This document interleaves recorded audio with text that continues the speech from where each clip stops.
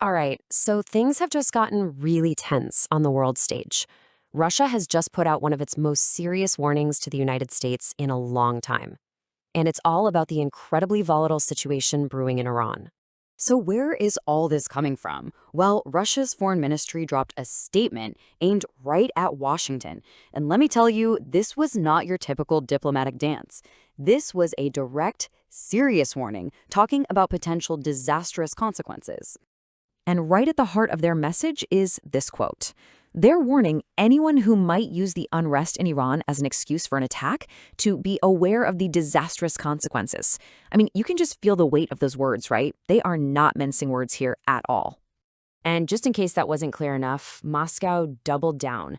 They stated that any new military strikes on Iran are, quote, categorically unacceptable. That's a pretty hard line to draw in the sand. For them, it sounds like there's just no wiggle room on this. Okay, so what's really driving all this? Well, Russia is pointing the finger directly at the US. They're accusing them of what they call subversive external interference. Basically, they're saying the US is stirring the pot inside Iran to create a reason to attack later on. But you gotta ask, why now? Why this morning at this exact moment?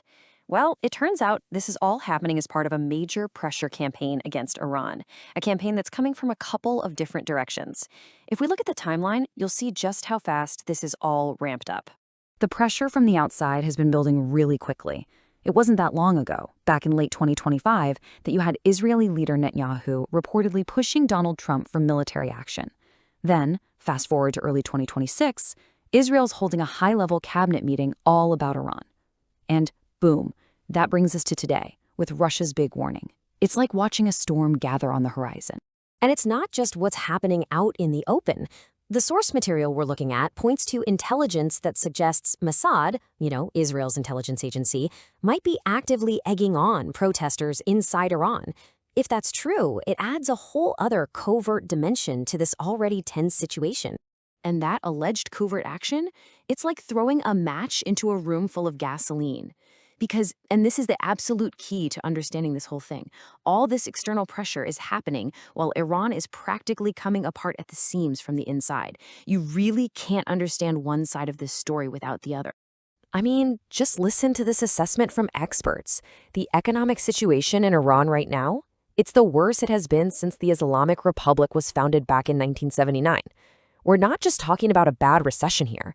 This is a crisis that shakes the very foundations of the state. It's really created a perfect storm. You've got these huge demonstrations that just won't stop. The government itself is being described as shaky and unstable. On top of all that, there are massive water shortages, and people are just struggling to afford basics like food and rent. And the government's response to all this? Reportedly, it's getting brutal, relying on lethal force. But here's what really stood out to me from the sources. It's who is out there on the streets protesting. It's not just one group. For what seems like the first time, you're seeing this broad coalition. The middle class, students, and the poor all rising up together. And that combination, well, that's a revolutionary powder keg for any regime. So this really brings us to the two-front crisis that Iran is dealing with.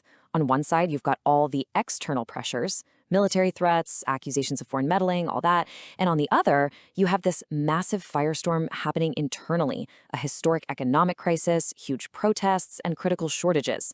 The country is literally being squeezed from both the outside and the inside. Okay, so why does this matter to the rest of us? What's the big deal? Well, when you have a country that's this unstable on the inside, and it's also facing serious threats from the outside, that's just a recipe for disaster. One wrong move, one miscalculation, and things could escalate fast.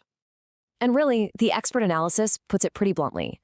The more threats that get thrown around by all sides, the more dangerous the world becomes for everyone.